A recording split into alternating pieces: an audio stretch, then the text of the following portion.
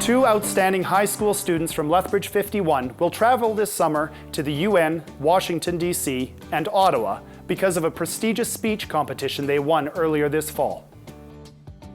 Sienna Starzyk-Frey is a grade 10 student at Chinook High School. At the beginning of this school year, Sienna entered a United Nations Pilgrimage for Youth speech competition on world affairs. The competition was sponsored by the Independent Order of Odd Fellows. She chose the topic, the arms trade. Well, it's just such a broad topic. It makes over $70 billion a year, and that is not even counting the illegal arms trade. The annual competition is open to students in Canada, the United States, and abroad. Competitors research, write, and memorize an 8 to 10 minute speech and present it to a panel of judges and to the public. This is an excerpt from Sienna's speech. Thinking of going on a vacation, how about Syria? Egypt, Afghanistan, or maybe Pakistan, Lebanon, or Cambodia? No? Me neither. These are some of the most dangerous countries in the world.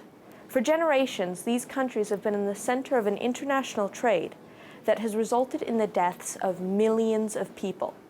According to the Geneva Declaration's 2008 report, Global Burden of Armed Violence, more than 740,000 people die each year as a result of the violence associated with armed conflicts and criminal activities.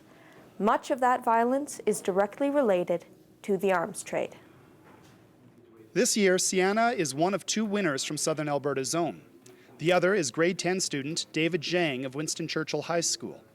David's speech focused on nuclear energy. Do you hear that? It's silence. The sound that rang through the streets of Hiroshima on August 9th, 1945, shortly after the single most deadly weapon in human history ravaged Japanese soil. The sound that was accompanied only by the swirling of ash in the wind, and the images of deceased men, women, and children seared into the walls of otherwise blackened buildings. And of course, the occasional wail of pain, of despair from the lucky or the unlucky survivor as they gazed upon the broken and battered terrain that they once called home.